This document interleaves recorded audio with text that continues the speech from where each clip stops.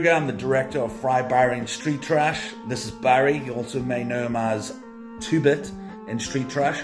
You're watching the Carlisle Cultcinema Club. Subscribe and like Facebook social media pages.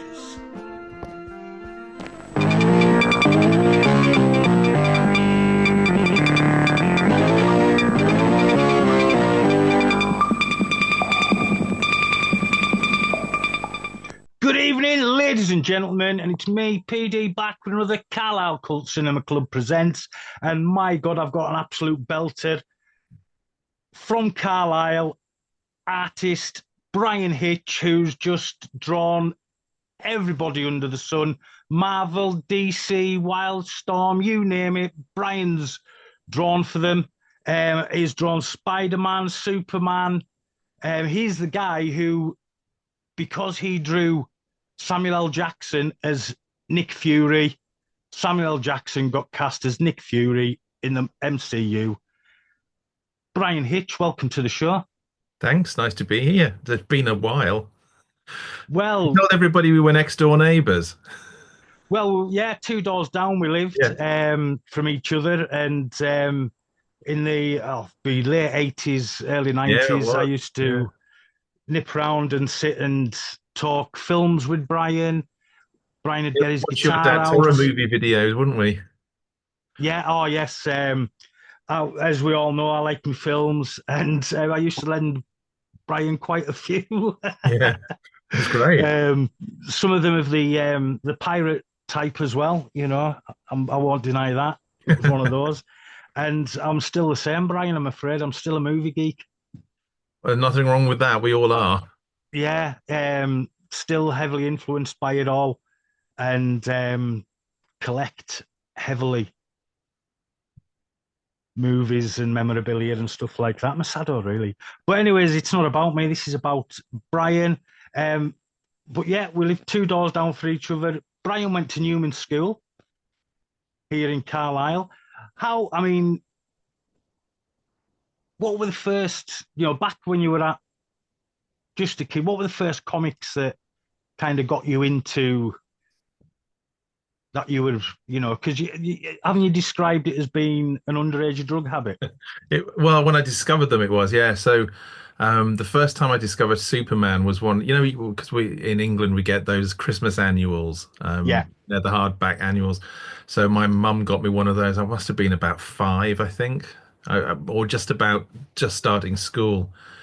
But I think it might have even been before school, because I learned to read before I went to primary school, and I learned to read from reading those annuals, the Superman stuff. But that was the first time I'd seen Superman. I just fell in love with it immediately. And then later in the 1970s, you get movies like Star Wars and Superman. And I confess I was not the biggest Star Wars fan at all, but when the Superman movie came out, it just raised my interest in the comic book material. And you may remember, but there was a shop called Maybelline's that was next door to on Botchergate, which is next door to where the old Studio 1, 2, 3, 4 cinema was. So instead of buying sweets, I'd go and see films, and I'd just take my money in there and buy the comics. And they got DC comics, only DC comics. I didn't really know Marvel existed then, but they just put them in a pile in the back of the shop. And I was the only one that bought them. So every week I'd go in with pocket money, or money I could scrounge from parents, and just buy all the DC comics. And I just copied slavishly from them. I'd copy sometimes comics from cover to cover, and just favorite poses or pages that were really interesting. And I can't remember a time where that wasn't what I wanted to do. Well, there was a time I wanted to be a priest, but that was a bit of a sidetrack. Because as the Newman School was obviously the Catholic school. It was, yeah. So you fancied heading into the priesthood? Well, that was before that, because I was an altar boy in the 70s and the 80s, from about 77.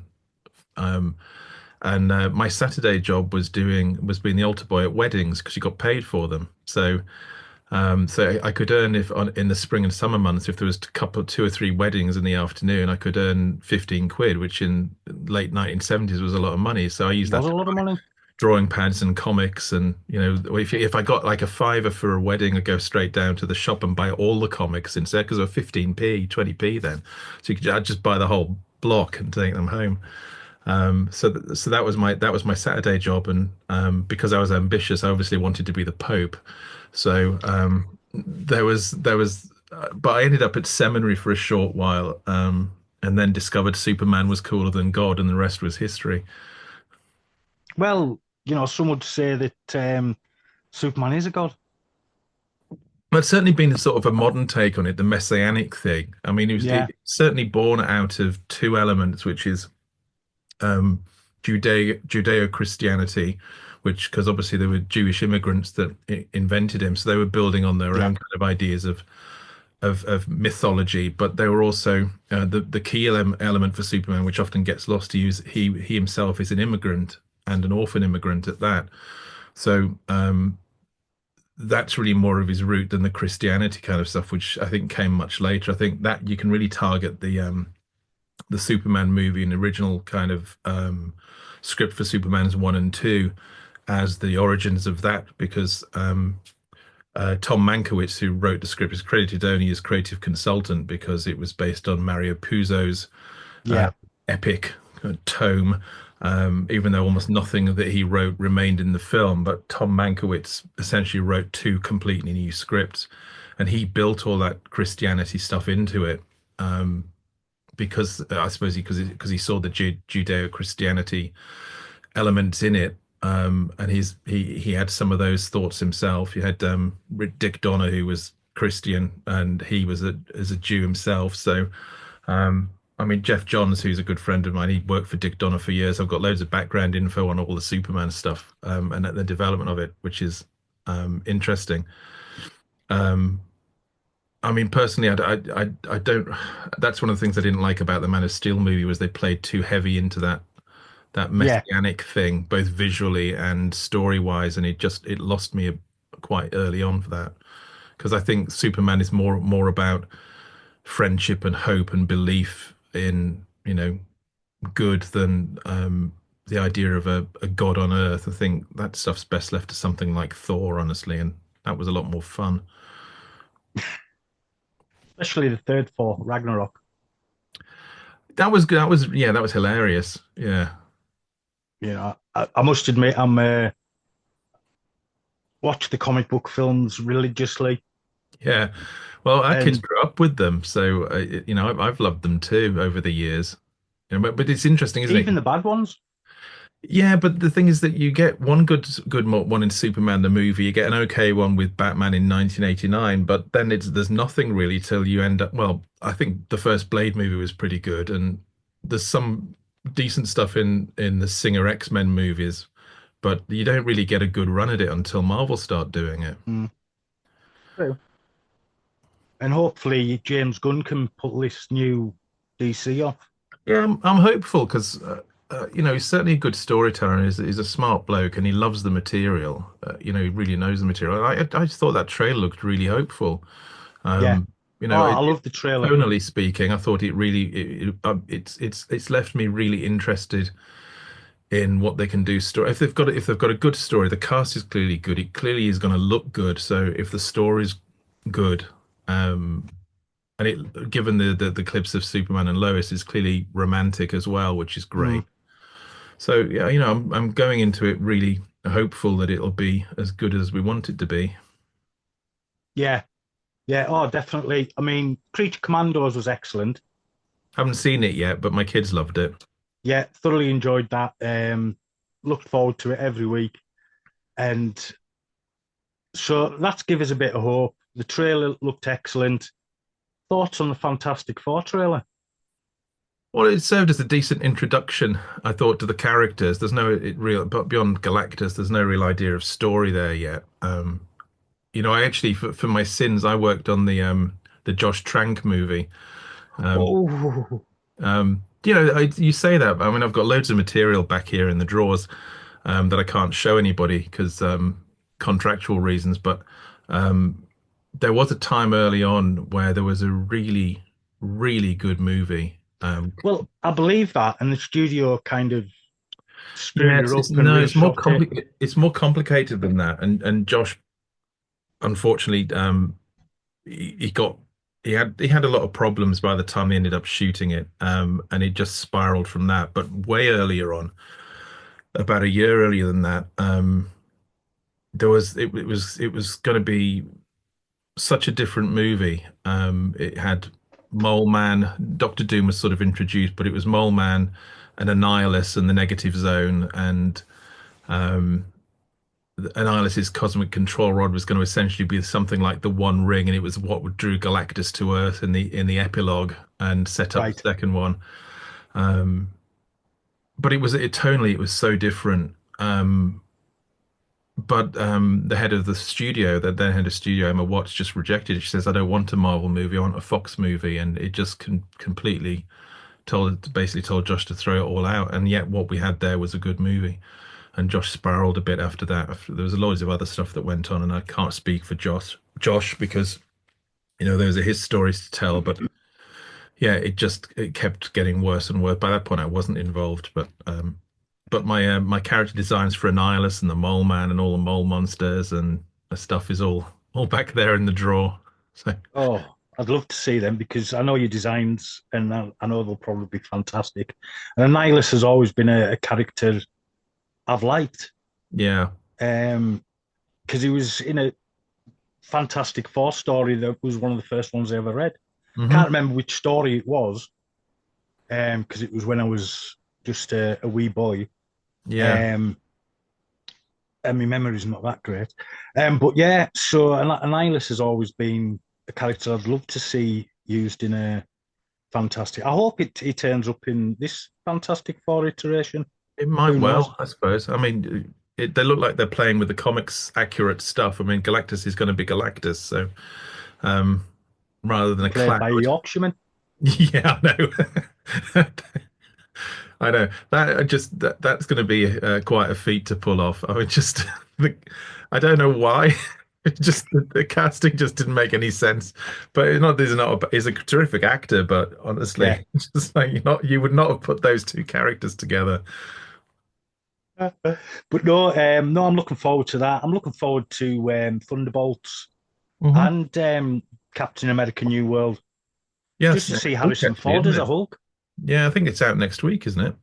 I think so. Yeah. I might hopefully go and see it in the cinema. Um, yeah. I mean, I watched the end battle of Endgame again yesterday. Yeah, it's always good value, that is.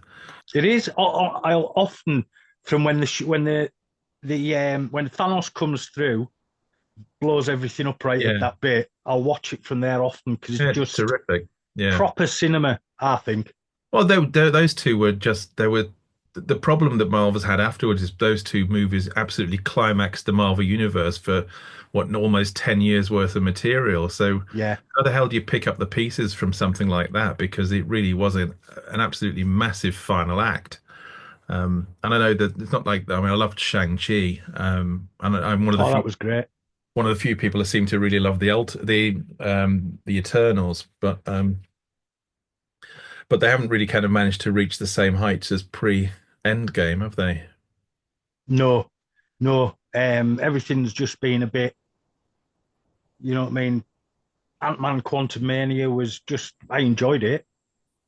Yeah, You but they know what I lost mean? everything that made the first two Ant-Man movies really good. And that's, the great smallness of the adventure, whereas that was universe saving stuff. Yeah. And the thing is, by that point, Kang was already despite what happened to Jonathan Majors, it was Kang had been beaten by twice by that point, and once by Ant-Man. There's no way he's really going to be an Avengers villain. So Yeah, you're right there. I never thought of that, to be fair. But yeah, you're, yeah. Yeah, he did get his comeuppance. And I mean, and Loki twice, beat him as well. yeah, exactly. That's what I mean. So by that point, it just doesn't seem like he would have been, a worthwhile large-scale villain, even if there were thousands of him. Mm. I mean, I was surprised, but not surprised when they announced Downey Jr. as Doom. Well, I'm sort of a wait and see on all of that stuff. I mean, the Russo brothers have earned a great deal of credit creatively, so let's see what they come up with. Yeah, yeah, yeah. I mean, obviously, I think there's been a couple of times where there's been a body switch between the two, hasn't there? In the comics, but yeah, Yeah. we'll wait and see how they do it. Um, how have you enjoyed the Doctor Strange films? Um, I did enjoy them. The first, I think, more than the second. Well, no, that's not true because I liked Sam Raimi's direction more than I liked the direction in the first one. Um, and the final act of the first one really wasn't great. Um, but I like the act. I like Cumberbatch in the role certainly, and I think his work on the Avengers movie and the Spider-Man movie actually Yeah, was far better than the Doctor Strange movies. But I think if Sam Raimi had got a little bit more, because he was just kind of thrown in as a director, they already had scripts. So he kind of had to shoot what they had. He didn't get a lot of time to work on it because Scott Derrickson was mhm. going to be doing it, and then all of a sudden he Creative wasn't. differences, yeah. Yeah, and then you know what I mean. So I think this next time, because he's doing the next one, um, he'll be. I think he'll bring a lot more Sam Raimi to it. Right. I hope so, because this is certainly a good director.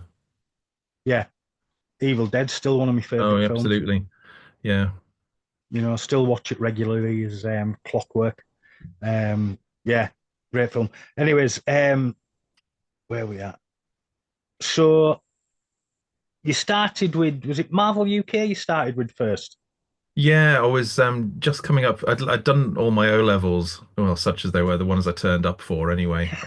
By that point, I'd been skipping school for the best part of a year when nobody ever seemed to notice. You go in for registration and slip out the back door, and nobody really cared. So, um, but I wanted to go to the art college, but it had to be 17, so I had to wait the following year. So, until I could go. But I sent samples to Richard Starkings and Simon Furman in Marvel UK. They were doing Transformers and Action Force, which is the British version of G.I. Joe. Currently having a massive resurgence in comic form at Yeah, Skybound, sorry. And they gave me a two-part story pretty much on the spot. Um, all of which I just found recently in a drawer. Believe it, I found a stack of artwork in a cupboard a few weeks back, covering the first 10 years of my career and all the Marvel UK stuff, all the Action Force and Transformers stuff that I did. So that was a bit of a gold mine. But yeah, so I turned 17 when I was just drawing that first 10-page story to two 5-part episodes. Um, and Richard told me he could keep me busy full time, so I didn't go to art college. I just carried on drawing for the that UK for a couple of years. But by was your 19, art college. sorry, That was your art college, basically. it was. I sort of learned on the job, not always well, but in those days, the thing is that nobody really wanted to teach you how to draw comics. They No, wanted you to paint flocks of geese using a bird feather and shit like that. And even and I was introduced to some people at the art college when I was still in school, and through them, a woman called Annie Havacray, who actually, although she taught ceramics at the art college, she was also a full-time, part-time letterer. She lettered a lot of Marvel UK comics. She was married to Steve Parkhouse, who also lives in Carlisle. They both still do. They live up Stanley's Bank way, right. yeah. So when I was 15, Steve was really helpful. Young autistic kid in his studio all the time, desperate to kind of look at real comic pages and real artwork, and he was really, really helpful and encouraging in the way Steve often is by saying, "I don't know why you're getting into comics because it's only got 10 years left in it anyway." Um, so. Uh, So yeah, I suppose it was an art college education in itself. In that I was learning to do the stuff that I wanted to do, and other artists that I met were helpful, from Dave Gibbons and Alan Davis and Steve would often give advice about things like, here's how you do perspective, here's how you find a vanishing point. Forget about trying to draw comics well, just draw well and apply it to comics. And even though I was often slow on the uptake, it kind of, those the lessons are the ones that have stayed with me, is forget about trying to draw comics. Just learn to draw, because that will always serve your narrative, because comics is about telling stories, not drawing pictures. The pictures serve only the story. So if you're not telling the story with pictures, then your pictures aren't have no place in the narrative. So if you just want to draw images and draw posters, then do that. Don't try and tell stories, because it is a narrative Yeah. medium. Just, I mean, the memories I've got, would you sit and drawn? I'd be sitting annoying the shit out of you probably. No, Um, you got to remember it that way. and you'd be sitting just, and I was just mesmerized. You know what I mean? It was just marvelous watching you. Because I think at this time, were you doing bits for, because it was Superman. Was it Crisis? No, it was after that. So yeah, so in the very early 90s, I jumped. So I was on She-Hulk after John Byrne left in the late 80s, and I Yeah, I wanted can remember you being to, on She-Hulk. yeah, I wanted to go into more serious superhero stuff, because I wasn't that wasn't really what I wanted to be drawing at all, that kind of material. And I got an opportunity to go and work on Superman, because I got to know Louise Simonson, who was writing one of the Superman books at the time. And Walt Simonson, of course, the industry legend, and they two of the loveliest people on the planet as well. Um, but so Mike Carlin, who was editor on Superman at the time, he liked my work, what he'd seen of it, and he gave me a Superman annual, an Action Comics annual it was actually, to draw, which I was horribly late on, I remember. A bit of a recurring theme for many of my years, actually being late on stuff. But Louise wrote that, so I got to know her while she was doing that, and that was about the time I think you and I started hanging out, about that sort of I period. think it was, yeah. The She-Hulk beginning of the Action Comics annual, which is I think about 64 pages, so it took a few months. Yeah. Yeah, I can remember you doing She-Hulk, and I can remember the Superman work you done, and that cover with that Tommy ended up with. Well, Maxima and Superman sitting on the Yeah, gravestone. That's what happened to the original. I knew I hadn't sold it, and I thought I think I gave that to somebody. I'd forgotten it was Tommy. yeah, I gave wonder it to where that Tommy. ended up, after Tommy closed. His daughter will have sold it, guaranteed. No, I haven't seen it on the market anywhere. No, maybe she's still got it somewhere then. But yeah, or somebody's lifted it when they've been sorting because the Yeah. shop's no longer open. I It's know, on. I know.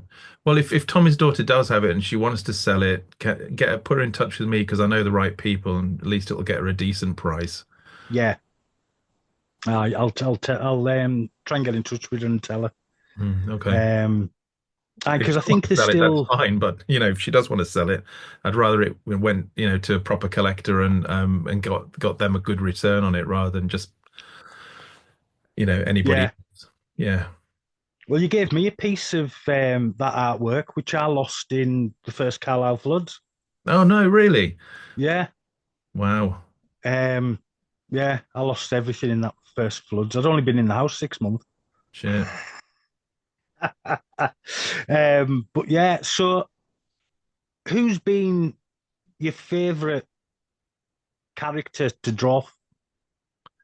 Well, see, Superman's always been my favorite comic book character, because that was the start of what was a passion, and the passion Yeah, started with Superman, and fueled by both the comics and the movies. My favorite comic book artist of all time was Jose Luis Garcia Lopez, and his Superman stories, were the ones that, and covers, the ones I copied so much when I was a kid. Um, but actually, the answer I always give whenever I get asked the question, what's your favorite thing to draw? It's always the next job, because you always look back on what you've done with too much of a Mm. critical eye to think, oh, I could have done that better, and that didn't work as well as I hoped. But actually, the most fun I've had drawing comics, going through all of the 37, 8 odd years I've been doing it, the most fun I've had was The Authority, Hawkman, and now Redcoat, which is the book I'll be on for most of the rest of my career. So, Oh well. And uh, how's Redcoat doing for you? great. I mean, when we set up Ghost Machine, we'll get into that in more detail in a bit. But Yeah, yeah. when we set up Ghost Machine between us all, Redcoat was originally just going to be a few miniseries with, really, Jeff and I had started talking about like maybe 3, 4 volumes that would kind of cover his basic story. Um, and we just fell in love with the character completely and discovered there was so much more we could do with it. Him and his setting, and the kind of view of fantasized American history through the eyes of an outsider, but also as a treatise on what it really means to be alive and live, not just exist. Um, so we just started. I mean, he and I jokingly talked about doing maybe 100 issues, but we've already plotted about 70 of them.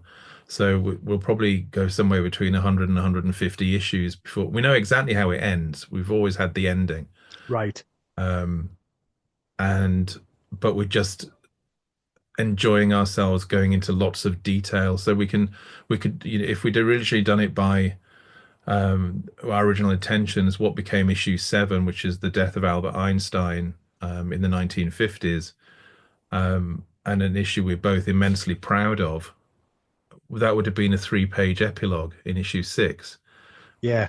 Because we were doing it as an ongoing series, we can have these little expansions or detours or things which are just um, you'd never get away with if you were just trying to do the movie version, in a 6-issue miniseries, you know. Um, so,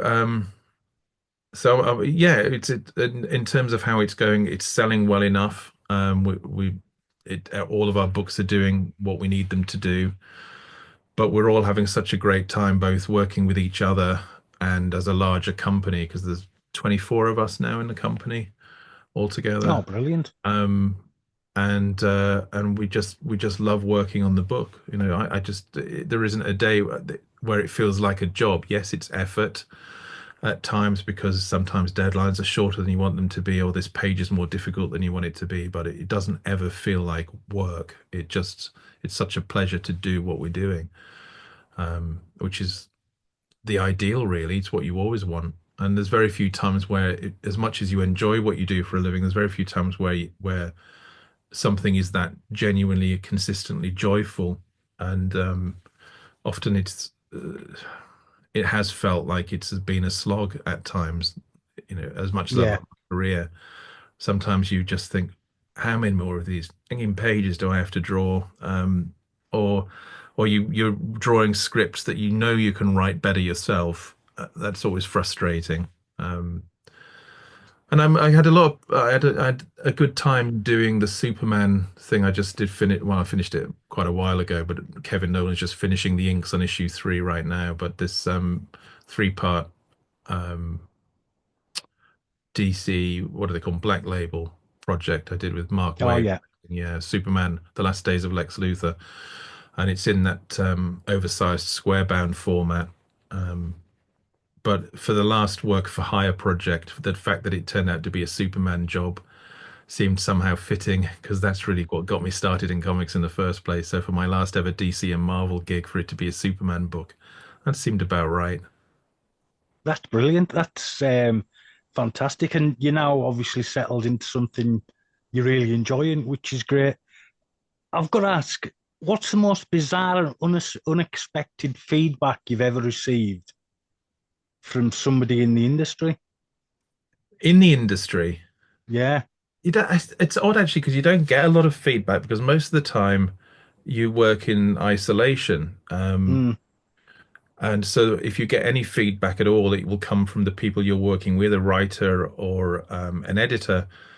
Um, and honestly, I like when I went back to when I was working on the Ultimates with Mark Miller, we were talking every day almost. Warren and I a bit less so on the Authority, but most of the time outside of that, Hawkman again is another one where I was in constant contact with Robert Venditti, who was writing it, and he wrote me plots, quite loose ones, as well. So there was a huge amount of creative freedom working with him on that book. It's probably why I enjoyed it so much because it was Yeah. quite freewheeling. But when I went back to Marvel to work on, say, Venom and Ultimate Invasion, I had one conversation with the writers of Venom and one conversation briefly with Jonathan Hickman. I never heard from either of them ever since. Nobody called to say nice job. Nobody emailed to say thanks for the Oh, doing. And often the writers on Venom were so horrifically late. I was turning issues around in a couple of weeks, or the editor would tell me afterwards that, oh, by the way, this issue and the next issue are double shipping, so the next issue's due in about a week, and somehow I'd get it done. This would happen a lot. So in terms of actually creative feedback, it's virtually non-existent, to be mm. honest. And I've been lucky enough that when I have had it, it's never been negative or bizarre, honestly, especially with the people I work with. Fan feedback's different though. That's often bizarre. I could imagine. Because Yeah. there's some absolute nutters out there who, yeah, I could imagine you've had a few strange ones. Yeah, there's a couple there's a couple that spring to mind. One, this is years ago back when I was in the Ultimates, because there was a long time when I didn't do conventions or signings because we had young kids, and you don't want to be away, especially at weekends. And I find them really hard work anyway. Not my favorite thing in the world to do at all, go to a convention. But I did this one convention. I can't remember where it was. It might have been Heroes Con, 2006 or 8 or something. But both of these things happened at the same show. So one guy came up and he was a well-built guy. Said he was in the military and loved the Ultimates because of that. And he'd got a tattoo of my work done, and I assumed he was just going to kind of show me like a little figure of Captain America on his bicep, but no, he'd got an entire cover tattooed on his back, um, full size of his back. It was a good tattoo job, I have to say. Yeah. It was very impressive. Um, and then this one guy came up and said that could he show me his samples, and I said, yeah, sure. I always said with a sense of due dread that one. Anyway, he hefted something up from the ground that like Fred Flintstone, and slammed it under the table, and the table almost buckled under the weight of it. And he had these huge steel plates in which was etched, laser etched or acid etched, loads of comic book pages. And you can't fault him for his I don't know, he's thinking outside the box, but honestly, reproductively speaking, I can't see a huge market for that. Um, Apart from the fact they were about 6 by 3 feet, and each one, you could have built a wall with, so or reinforced it anyway. So sometimes the fan stuff throws up some real wacky things, but you know, that's one of the things I do love about conventions these days is just that when the cosplaying stuff, which I know gets a lot of criticism from those that don't do it, but you go to these places and often it's where people, like when I was a kid, I was a misfit. I was a young autistic kid who had a particular gift, but I had no social grace or no social understanding or no social capabilities whatsoever. Um, and you go to a place like that and suddenly you meet a lot of people like you, and everybody's in this there because we all love the same stuff. Yeah. And that's kind of, I think that's pretty cool actually. Yeah. That was a bit of a Alex, we rambling first. non-answer to your question, I'm afraid, Paul. Sorry. It's all right. Don't worry about it. So you mentioned the Ultimates with the guy with the big tattoo. So how did the Ultimates come about? And as I mentioned in the intro, how comes you picked Samuel L. Jackson for Nick Fury?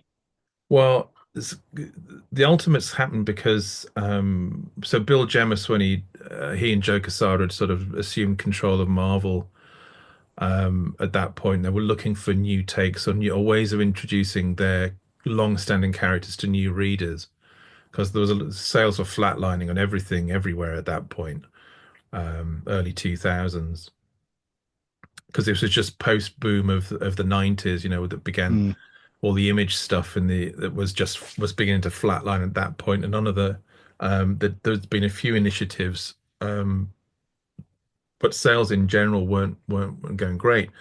Um, so they'd come up with this idea of the Ultimate Universe, um, because I mean, this is there's a few. 9/11 had happened. It was originally going to be called Ground Zero, and then 9/11 happened, and they came up with the name the Ultimate Line instead. Um, and the idea of that was really to retell the origins and early stories in a new way. So you could tell new stories, but you could go through all the old ideas again, go back to like Spider-Man #1 and X-Men #1 yeah, and Avengers #1. But the idea was to make it all ages technically friendly, all ages friendly. Um, and I'd done the Authority, and then Mark had done the Authority after Warren and I had left the Authority. And Mark had done Ultimate X-Men, and when they talked about doing Ultimate Avengers, Mark had said that he'd only do it if I'd do it, and so they tracked me down and asked me. I was doing something else at the time, and didn't do it in the end. But Mark and I spent the entire day on the phone. Mark's, as you know, Scottish, and he's. I'll tell a little story about that later. But we had very similar. We're the same age. We had very similar backgrounds, just across the Scottish border, yeah, and we just immediately hit it off. But we were still talking at that point about um, really big ideas. Like going to Asgard and Kang the Conqueror and all of this sort of stuff. And then we were putting this all together over the summer, and I was designing characters and so on. This in 2001, summer of 2001. And at that point, actually, I was making a good bit of coin work just as I started working for Marvel then, because this first Sam Raimi Spider-Man movie had come out, or was coming out. And they had no stills from the movie of Spider-Man in action because they hadn't been able to figure out how to do the effects. And they got him swinging around like Adam West on a bat rope, and it just wasn't working. So they had no licensing imagery. So I did tons of Spider-Man poses, which were then digitally painted by another artist, and that formed all the basis of almost the entire Marvel licensing catalog for the Spider-Man movie. But it wasn't until I went to see the film sometime later, and then there's the scene where Peter's at the end of the movie. Peter's at the graveside, and then just before it rolls into the final credits, you see all these swing shots of Spider-Man going around the city. And I was looking at them, I was like, "That's my pose. That's my pose. That's my pose." And they realized they'd actually used it as keyframe artwork and in the animation, and animated a sequence based on all these Spider-Man drawings. And Bill Jemas told me, yeah, they couldn't figure out how to make it work until they saw your drawings. And then they said they did this test piece, and that's what they use at the end of the movie. It was the original test footage they created based on your drawings. Like, I'd have asked for more money, but anyway. They paid me really well for them, so I was able to take almost several months off and watch Wimbledon and go to the Albert Hall for the proms all summer. It was terrific. I loved that summer. But whilst I was doing that, I was designing all the Ultimate, or what was going to become the Ultimates. It was still called Ultimate Avengers then. And then 9/11 happened, and it completely changed Mark and I's perspective on the way superheroes were operate. Because one of the things that was different from the way Jemas was talking about the line, when Mark and I came to it, was I wanted to take this idea of, like, nobody's ever done a Marvel movie on this kind of scale. The X-Men movies weren't that, and they're all dressed in black anyway. So nobody's ever really. We've had a Superman movie, we had Batman movies. We never really had a Marvel movie. Said, I want to make this the Marvel movie. I want this to look like you're reading a movie. So I had this like if Jim Cameron was directing the Avengers, basically that was kind of my how I was trying to approach it visually.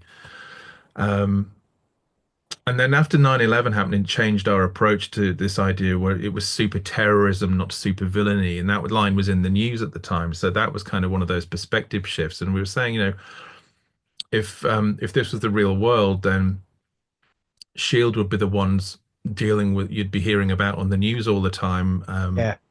And Colin Powell was Secretary of State then, I think, or it was then he was head of the Joint Chiefs. He was either way, but he was the highest ranking black military man at the time, and he was very much the public face of a lot of the military talk on the post 9/11 stuff. Um, and we just said that's Samuel Jackson. It was obvious, not Samuel Jackson. That's Nick Fury. That's who Nick Fury is. That's who he is. Is that person? Yeah. But Mark was aiming for Denzel Washington, and then I watched the Shaft movie, and Who's the I man? looked at it and it's like stick an eye patch on him, and that's Nick Fury. It's the leather coat, the black polo neck. Yeah. So that's all I did. I basically stuck an eye patch on Shaft and made him Nick Fury. So you'll have been pleased when he came back in the latest Shaft in 2019. Oh Or have you yeah, not seen? no, I'd Yeah. forgotten about that. I'd forgotten about that. Yeah, I watched that on a flight, and I was going out to LA once. Yeah. Yeah. Shaft. I think that's brilliant because I'm a big Shaft fan. I love my black exploitation films. Yeah. So Well, we yeah, just I thought think that's Nick Fury had to be that cool, you know. yeah, yeah, definitely, 100%. I mean, Yeah. I do love obviously the original Nick Fury design Hmm. and some of the old Steranko covers Yeah, yeah. from absolutely brilliant. But Well, you came across we were just doing that for ourselves. Marvel kind of closed their eyes and hoped to hell nobody would sue them. And Sam Jackson basically called Kevin Feige and said, "Should I be suing you?" And Feige was like, "Well, we had hoped you'd actually star in the part." So I think that was the first time ever somebody had drawn an actor in a role that he'd then been cast in that role in the film. So it was kind of I suppose, a bit of an achievement. They always gave Mark Miller credit for that when it was actually me and not him. well, there we go. We've just cleared that up now. But Yeah. no, Well, no, absolutely. fortunately, Jonathan Ross cleared that one up on his show for me. Oh, did he? Yeah, That, if you Google it, you can YouTube. There's a clip of it on YouTube. oh, brilliant! I'll have to have a look for that. And I usually watch the Jonathan Ross show. I have done since the Channel 4 days in the 80s. Incredibly strange film shows and the likes. Yeah, he's an old friend. We've been friends for a while now. And we did a comic book together about 12 years ago. Right. Oh, I didn't know about that one. I've missed that one. America's Got Powers.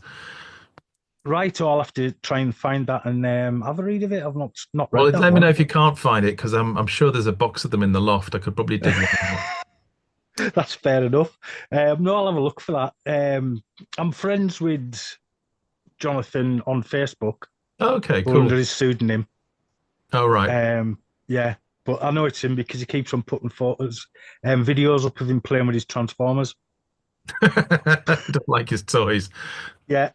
Um, so, I mean, obviously, you've done the Ultimates and you worked on the Justice League as well, but you said that was a bit disappointing at times.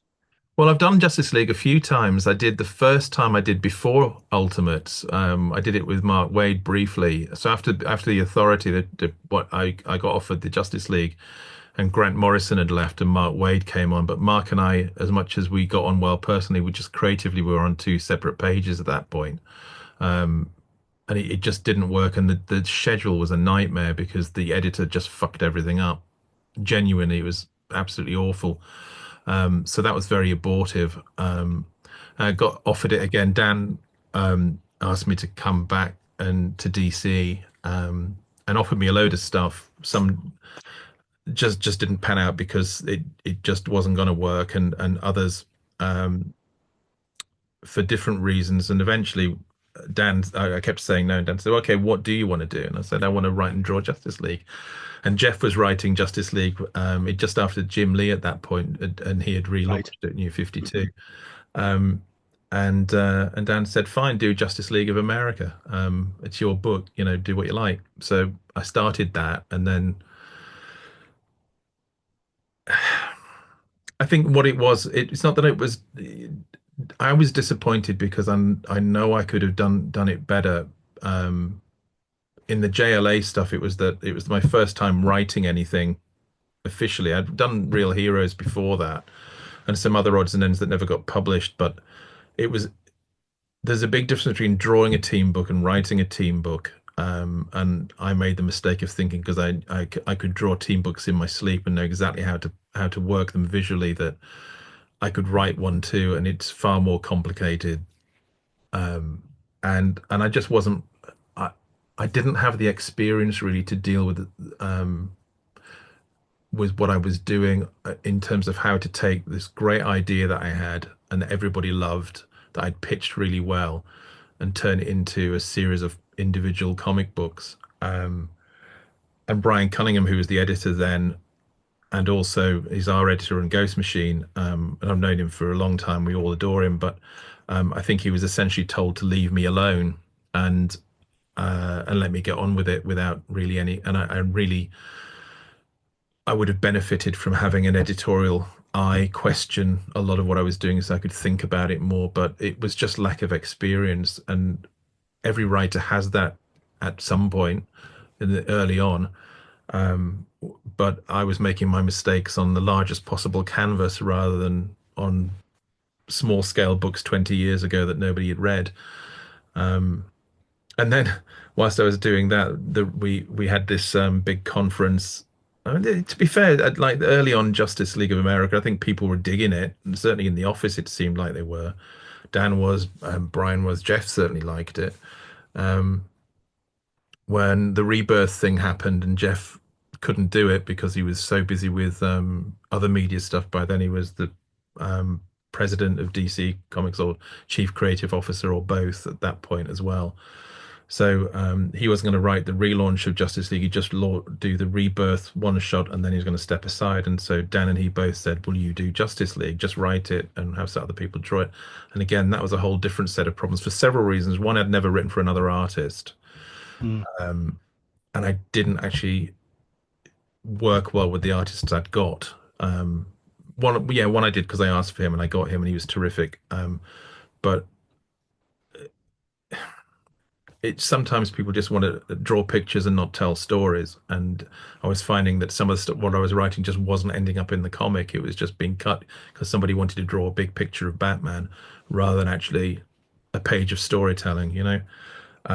But also was that they were publishing them twice monthly then as well, which was another problem. So the books all started late. And when I started writing Justice League, I had to write and draw the Justice League Rebirth one shot, which led into Justice League in issue one. But because all the artists were so slow and the book was being published twice a month, I had to write 3 issue 1s for 3 story arcs I hadn't even plotted all in the same week so as they could start 3 different artists off. And I just had not the experience to manage a situation like that. It was just problematic. I guess I wrote 3 issue 1s with the vaguest idea, but nothing was planned because I had no time to plan anything. And by the Yeah. time I did start having my plans come together, I was pretty much done on the book because I was knackered. Nobody was enjoying it, least of all me. And I think if I'd got to do the story I wanted to do early on, rather than having to constantly tread water or put fill-in issues in place that weren't, and instantly at that, it was just so I'm probably being harder on myself than I need to be because there's certainly a lot of great ideas there. There just weren't a lot of great stories, and there's a difference between the two things. A good idea is um is great, but if you can't turn it into a good story about people, not just a story about a good idea, it has to be about the people that are involved in it. And again, lack of experience. So I'm a better writer now, but then not so much. So, Well, you obviously learnt from that experience quite a well, lot. nobody learns from success. Everybody learns from failing if they're willing Fairly, to look that's at what they true. do. So, Yeah. Now, with your high level of detail, which always fascinated me, how much detail you put in, how do you kind of balance that, what you want on the page, with the realities of deadlines? And as you says, you're always late. well, I used to be always late, yeah, but that was, as it turned out, more related to mental health than anything else. So, just jumping over all of that and saying everything's great, and I got through all of the difficulties. Yeah, Um, these days, I'm much more balanced in where the detail goes because I'm my interest is in telling the story, and I want to tell as many of them as possible. So I've found a good balance that allows detail where it matters, and where it's most useful, mm, but that allows me time to tell more stories. Because if I can only do 2 issues a year because I'm being so detailed, that's 10 issues of story I'm not telling, and I'd rather tell the story. And that passion being my entire focus. Plus, to be honest, I don't think most people notice whether the detail's there or not to a point. Um, I tell this story a bit, but so when I was on Hawkman, I ended up on Hawkman because I'd started doing Batman's Grave with Warren Ellis, and Warren had written issue 1 and part of issue 2, and then told me he was going to have to take a short break, because he was working on this TV show. And I said, "Oh, how long's the break going to be?" He said, "Ah, it's 6 months."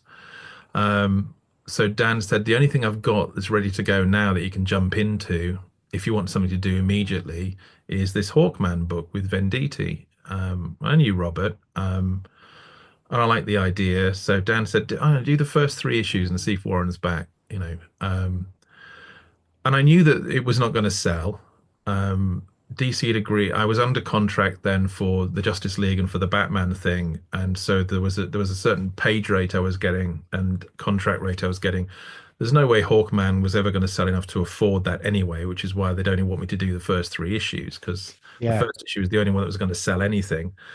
Um, and I thought, so there'll be no royalties like there is on Justice League, because Justice League was selling really well. The royalties were terrific, and very useful. So I thought the only way I'm really going to make any money out of this is by just making sure that I hit every single deadline and just get the paycheck and go on to the next issue. So no matter what, it was going to be 1 issue every single month, no matter what. So when all the details were sorted out and I picked up my pencil on issue 1, the book had to be at the printers 4 weeks later. So I had, no matter what, I just drew the book. I had kind of been building towards this for a while on a few other bits and pieces post Justice League. Batman's Grave had certainly gone quickly. Hawkman Fan, which I'd done before that, had gone very quickly. So I just thought, just focus on that. Just focus on get pages done. So that became the mantra after the first issue was done. Issue 2 even quicker, but I got to issue 4, and it was the summer months. By then it was August, and we had a 2 week holiday long since booked, long before I started Hawkman. So the only way I was going to get this issue done was to do it in 2 weeks before I went away. So half the time I'd been doing the previous 3 issues, because Warren still hadn't written more Batman, so I was staying on Hawkman. And so I did do it in 2 weeks, except for this one page.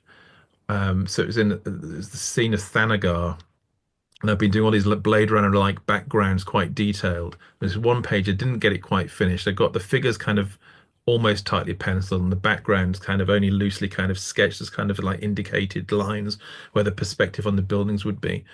And Andrew was inking it, said, "Well, look, don't worry. I know what it's got to look like. You go and have your holiday, and I'll link the backgrounds. I'll draw the last pages with the backgrounds in." And then whilst I was on holiday, the colouring started coming in, including that page. And what had happened was Andrew had a kind of a family issue and had to give 4 pages away. And that was the last one he'd set himself to do because he wanted to go to it at the end. Anyway, so that went to somebody else to ink.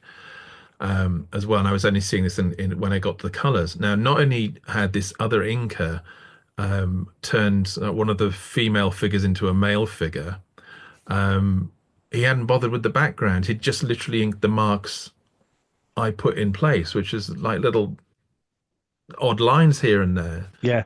And I'm like, shit. It's like so glaringly obvious the page is unfinished and badly done. I thought, uh, fuck. Not only did nobody notice, Robert Venditti, who wrote the issue, loved it so much he bought the original artwork. So There you go. nobody notices. Nobody notices. You get a few real kind of people with keen eyes that might be able to tell, but once you realize that the only person you have to please is yourself, you're not working Mm. towards the stresses of what anybody else thinks about your work. It's quite liberating. So um, that's been helpful. So in terms of these days, it's much more balanced, and I think healthier and more alive than it used to be. I think post Ultimates up until around about when I was coming off Justice League, I think my work was so obsessive that it was killing the energy in it anyway. And I look back on it and I find it quite often quite ugly and distorted. And I think Hawkman did an awful lot to help me loosen up and build a new kind of paradigm in the work, which is Yeah. based on what the story needs, not what I want to draw. Visually, it's like it doesn't matter if those bricks aren't accurate or I haven't, the detail is only useful where it matters most, not where it has to fill every space in the panel Yeah. like Ultimates. I mean, Joe Casada used to tell me when I was drawing the Ultimates that I could probably lose between 30 and 60% of what I'm putting on the page, and it would still work just as well because it reads just as well. And that's the thing I discovered later about my work is that the choices I make about how the page reads, what goes on the page, where the figures are, the composition, that's done in my head in literally the first moments of sitting down with Yeah. to do a thumbnail. Now, whether I spend 6 days drawing that page or 6 hours drawing the page, it will read exactly the same way. So, it's you kind of have these eye-opening experiences where you think, I'm doing this all wrong. And obviously it's been for the better. So you mentioned Ghost Machine earlier on. Mm. So what was the inspiration behind Ghost Machine and the name? And Well, the reason we did it is I think we were all a few. Well, Jay's a bit younger than Gary, Jeff, and I, but Gary and Jeff had done Geiger, which had done really well. And before that, actually, he and Gary talked about doing maybe another around the Incredible Hulk, um, and some of those ideas became Geiger. Obviously, it's a very different character, very different book because you never throw anything away. But Jeff was putting together this project for DC, um, and so I was putting together one as well, and mine was going to be based on the Western characters that DC had, and Jeff's wanted to play with all the war characters. And within that proposal, I was going to do the two bookends, big 80-page giant bookends for all these war characters, and within it was this brand new creation called the Redcoat, which Jeff and I were going to do for DC. And it wasn't long after that when DC started going through some changes. They got bought out, and Jeff left, and this stuff never got done or bought or anything. So Jeff said, "Why don't we just do the Redcoat as a creator-owned thing?" It was a very different book to what it is now. But we started saying, okay, let's do that. And so when Jeff was putting together this Geiger 80-page giant after the success of Geiger, he said, should we do a preview story for that? So we did the this 20-odd page story for that, which is a bit rushed for both of us because we were both so busy on other things at the time. I was doing all the Superman and Venom and whatnot. But we both got so busy we never really followed up on because he was doing the Stargirl TV show and I was doing Venom and Ultimate Invasion, so we never got round to doing the mini. And he and Gary had done Junkyard Joe, and he and Jay were talking about doing a creator-owned book after Three Jokers. So Geoff was working with the three of us, and we kept having these conversations about there has to be a different way of doing creator-owned. The model just doesn't work because it requires everybody mostly to work for free up front with no guarantee of any return. And writers have been able to juggle that because they'll do like 3 books a month for Marvel and one creator owned book, or three of each, if you're fast enough. And even when Mark started doing Miller World, he was doing Marvel work as well as Miller World until the Miller World stuff took off enough that allowed him finances enough to be able to leave Marvel. But that was a few years in the making. But with artists, it's different. No artist really is quick enough to be able to do both. In fact, you're lucky if any artist can do 12 issues a year. Most artists do between 6 and 8. A few can do 10. Very few can do a monthly book. I worked hard to get myself fast enough to do monthly books, and I figured and under some years I've done 18 issues a year. So I thought, I can start maybe mixing the two. So we thought we'd do that with Redcoat. It just doesn't work that way because if Geoff runs late, then I miss my window. Because if you're finally tuning your schedule to do certain things at certain times, you need to have them ready at certain times, and that doesn't always work. So we started looking at what we could do to change the creator-owned model. And this was a long time in the thinking and the talking between all of us. And really, I think it was Geoff talking to people he knew that in the business side of things out in California, and a couple of people he met that he talked through that it became obvious that the only way to really do it was to build a proper company that would have proper funding, be able to pay everybody's salaries. The company would own all the material. This is where we wanted to differ from the original Image, where it was a loose collection. Image was Jim and Todd and Eric and Rob, but they were all within their own companies that were loosely combined under the banner of Image, and they all split apart very quickly. I mean, I know Todd's still under Image and Eric's still under Image, but Jim sold his to DC, and Rob's went out on his own with Extreme. So what we decided to do was that whatever we did, the company would own all of the IP, but we would then all equally own the company. So that was the change in the model. Really, was to do it that way, was to get the company funded through private investment, which we've done, and the company owns all the characters and all the income from our eventual exploitation of the IP through film, TV, video games, toys, all of which is slowly developing. Yeah. But our job would be to build the foundations, which would be to create the characters, because it's a character company. And as much as we didn't want to be a publisher because you have to set up all sorts of infrastructure. Image again was the best place to do the publishing side of things. Yeah. But you can't just talk about comics being a publishing business anymore, because it's not. Marvel and DC aren't just comic publishers. They stopped being comic book publishers 20 years ago, because really their core business is not publishing comics. Their core business is their character IP. Comics is an aspect of licensing, if you like. And we all love comics, but the monthly comic book market is a hobby market now. It's nothing more than that. And as much as we all love that, that's the reality of the situation. The bookstore market is actually an increasingly productive market. 60% of DC's publishing revenue comes from trade paperbacks, not from monthly comics. So you have to look at those aspects of the business and realize that, what you need to create is viable story IP, IP, character IP, the way you can tell great stories. For us, the passion is comic books. But Geoff's worked in film and TV. I've worked in film and TV. you know, the business is more than just the comics overall over a long period of time.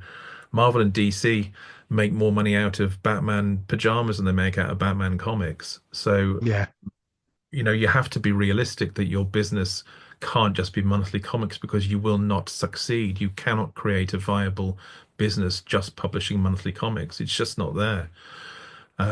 As much as we love that, and that's what we're doing, but they're the foundational bricks in a pyramid, and the yeah, pyramid is the value of the IP in all marketplaces. So it grew into that. The name was Gary's. Jeff had got Mad Ghost as his kind of publishing um, brand at Image, and Gary came up with the name of Ghost Machine because of you know, the phrase "the ghost in the machine" and what that entailed. It just sort of stuck. And once we got the logo designed, uh, it's sort of become what it is because that's yeah. what happens with names, isn't it? You know, you'd think that baby's never going to suit that name we've come up with, and then after you meet the baby, it's like, oh yeah, of course, yeah, how could he be called anything else? It's yeah, so but we have a long 10 to 15 year plan overall for this stuff. Which will probably see out the rest of my career because I'm already middle 50s. I think by the time I hit 70, I might be time for a rest. Yeah, I definitely put the pencils down, Or at so least, to you know, speak. not pick them up as often, I think. Yeah, well, yeah, yeah.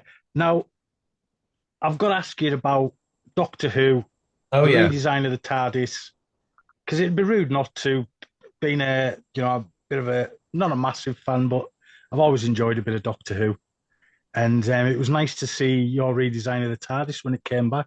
Well, it was a team effort really, but yeah, it was nice to play on that. Certainly there was no money in it because it's the BBC. Um, but it was really fun early on because there was a point where it was the production designer Ed Thomas, me, and Russell, and that was it. That was the creative department on Doctor Who for a few weeks, you know, and that was Right. just great because you just sit there in a room with everybody and talk ideas um and that was great fun. I have fond memories of that stuff.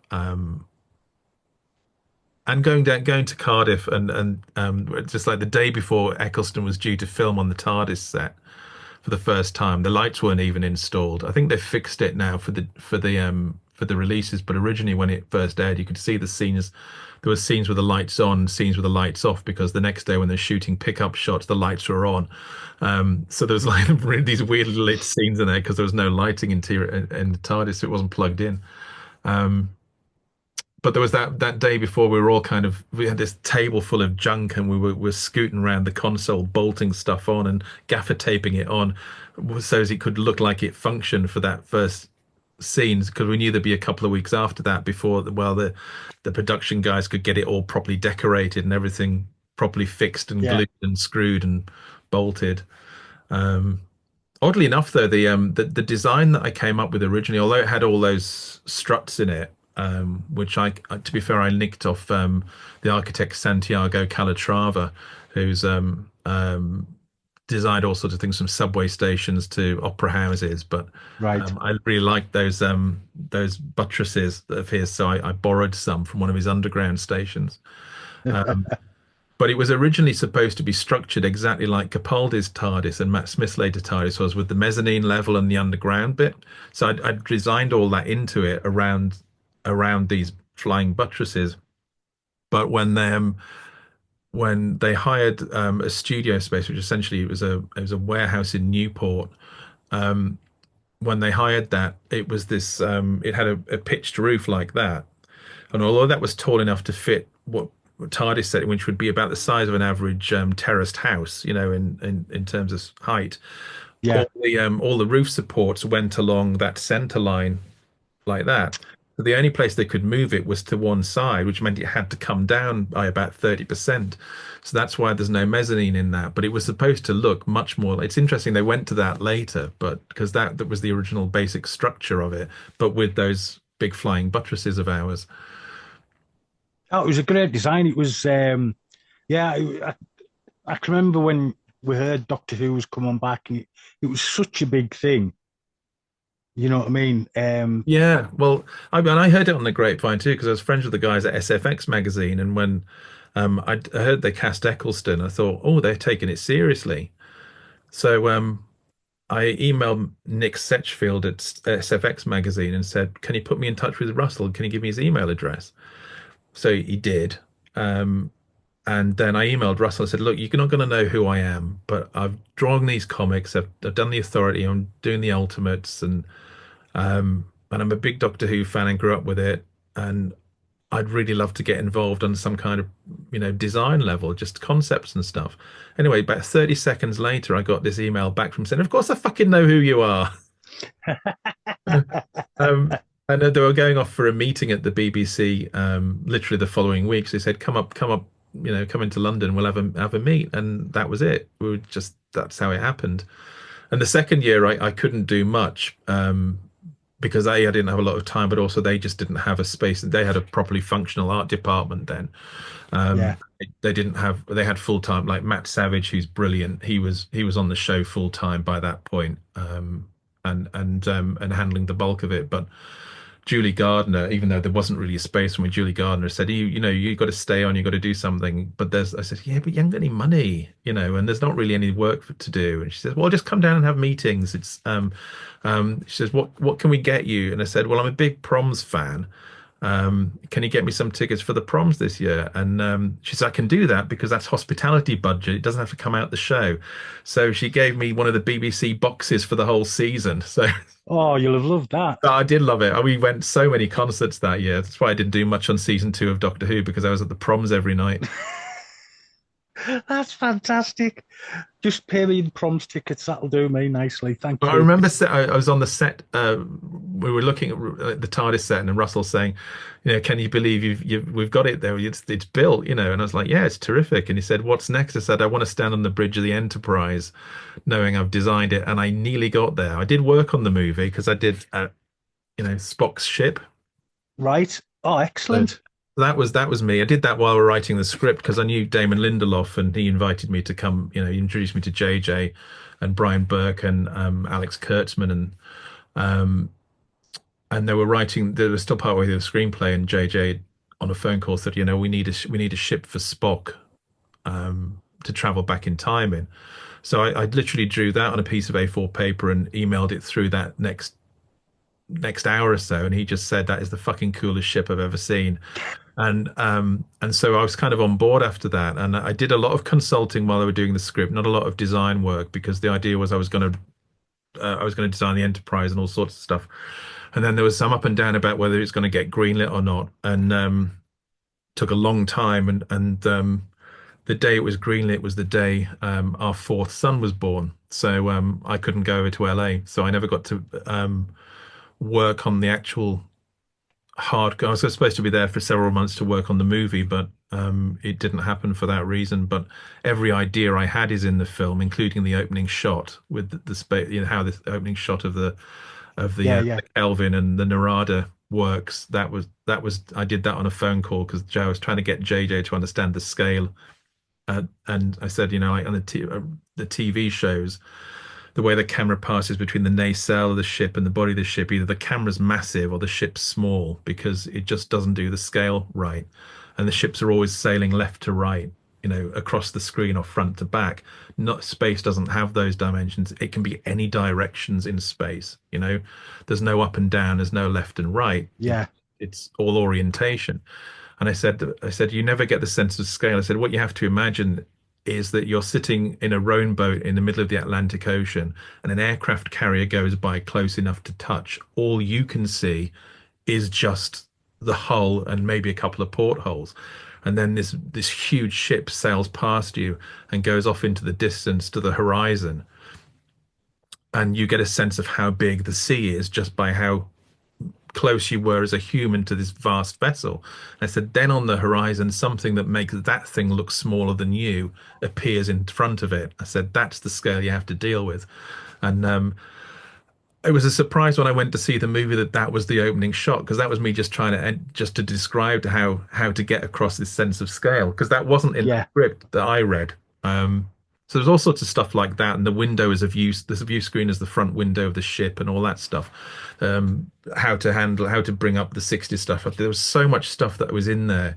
That was literally every idea I had was in that film, and they forgot to fucking give me a credit.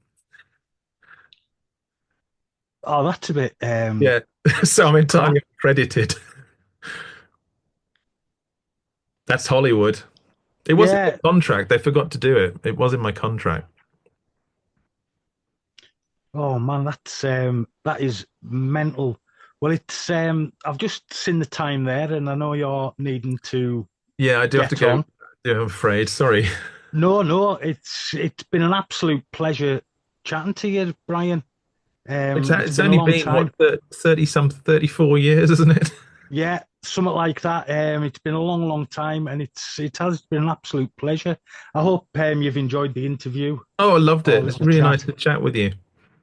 Same with you. And this is going out on Friday. Okay. Send me a link and I'll give it a boost. Excellent. It's the first podcast I've recorded this year. So I've advertised on my radio show tonight. So if you want to have a listen to that, there's some cracking music on it. All right. Theme is singers who went on to act. Okay. So everybody in it, there's a heavy dose of hip hop in the second half because let's be honest, there's been a hell of a lot of rappers who have went on to be actors. Yeah. So, but yeah, it's there's stuff from Frank Sinatra and all sorts in it. So it's not a bad little show I get to do. Yeah, very eclectic mix. But no, thank you so much for being on. Oh, pleasure. I'd never say no, Paul. You know that. Well, you know, you don't, you know, I've known you a long time, but still, I didn't know how to approach the subject. You found just dropping me a note. That was all it took. That's all it took. I know. But no, thank you so much. It's been an absolute pleasure having you on. I hope to have you on again sometime. Oh, happy to. Yeah. Because I'm sure there's so much that we've not discussed in our little time together. But it has been an absolute honour having you on. And thank you for being my jump back into podcasting for 2025. It's an absolute pleasure, Paul. Anytime. Excellent. Right, so I'll say goodbye from me, goodbye from Bryan. That's goodbye. Like a Two Ronnie sketch. Well, that's it. You know what I mean? The Goldens are the best. And we'll speak to you again soon. Thank you so much, Bryan. Thank you, Paul. See you again. See you again, mate. Catch you soon. Ta-da. All right, thanks. Hi, I'm Steve Kostansky, director of Frankie Frico, Psycho Gorman, and co-director of The Void, here to tell you to check out the Carlisle Cult Cinema Club. Check out their Facebook page and their YouTube channel. Make sure you hit like and subscribe and do all that good stuff. While you're at it, check out The Instructor. Pretty fun movie. Bye.